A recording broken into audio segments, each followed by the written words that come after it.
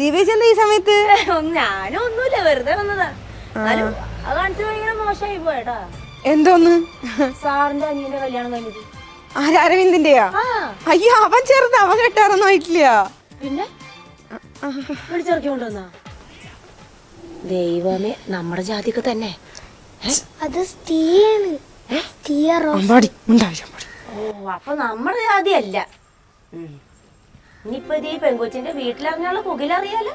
അതിന്റെ അച്ഛനും അമ്മയും ആങ്ങളാരും പോലീസുകാരും ഒക്കെ കൊണ്ടായിരിക്കും ഇങ്ങോട്ട് വരുന്നത്.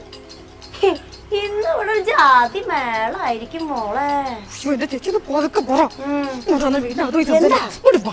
എന്തോന്ന്?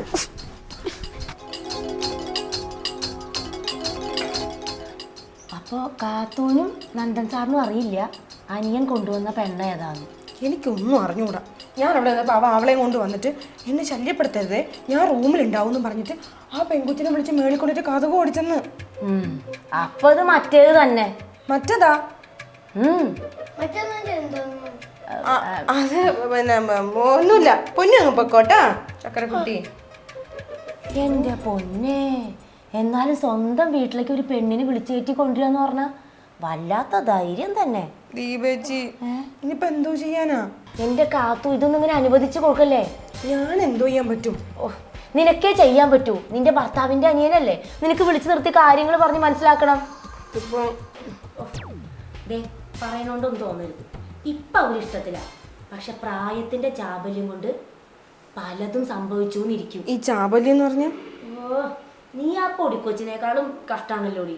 എടി, ചാബല്യം എന്ന് വെച്ചാലേ ഈ പ്രായത്തിന്റെ ഓരോരോ കുരുത്തക്കേടുകള്. എടി പെണ്ണെ, കഷ്ടകാലത്തിനെങ്ങാനും ആ പെണ്ണ് ഗർഭിണിയായ അതോടെ നിന്റെ അനിയന്റെ ചാബല്യം തീരും. അവൻ അവളെ ഉപേക്ഷിക്കുകയും ചെയ്യും. പിന്നെ വിവാഹ വാഗ്ദാനം നൽകി പീഡിപ്പിച്ചു എന്നും പറഞ്ഞ അവളൊരു കേസ് കൊടുത്താലേ നീ കോടതി കയറി ഇറങ്ങി നടക്കേണ്ടി വരില്ലേ? വരുവോ? ഞാനൊന്നും വരില്ല. ഒന്നാമത് കോടതിയുള്ളിൽ മര്യാദക്ക് ഫാനും കൂടെ ഇല്ല, ചൂടെടുത്ത് ചാവും മനുഷ്യൻ. എടി, നീ ഒന്ന് കാര്യമായിട്ടിരുന്ന് ആലോചിക്ക്.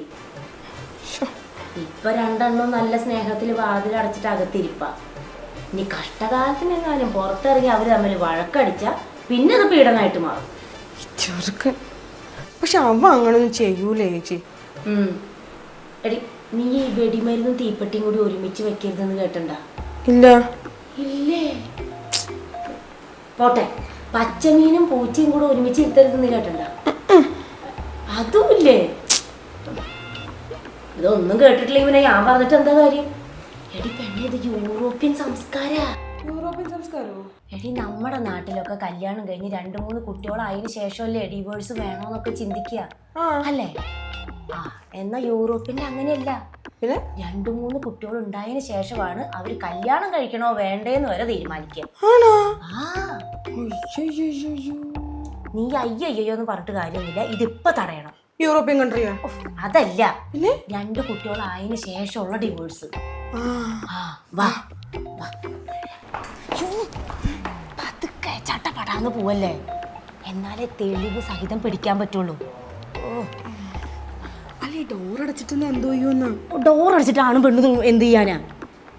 എടി, കാത് കതകിനോട് ചേർത്ത് വെക്കണം. അപ്പൊ പല ഞെട്ടിക്കുന്ന രഹസ്യങ്ങളും നമുക്ക് കേൾക്കാൻ പറ്റും. കേട്ടാ?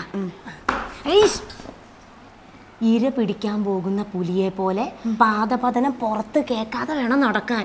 പാദപതനം? അതെന്തോന്ന്? അത് ഞാൻ അടുത്ത ഞായറാഴ്ച പറഞ്ഞുതരാം. ശബ്ദം ഉണ്ടാക്കാണ്ട് വാ പെണ്ണെ ഇങ്ങോട്ട്.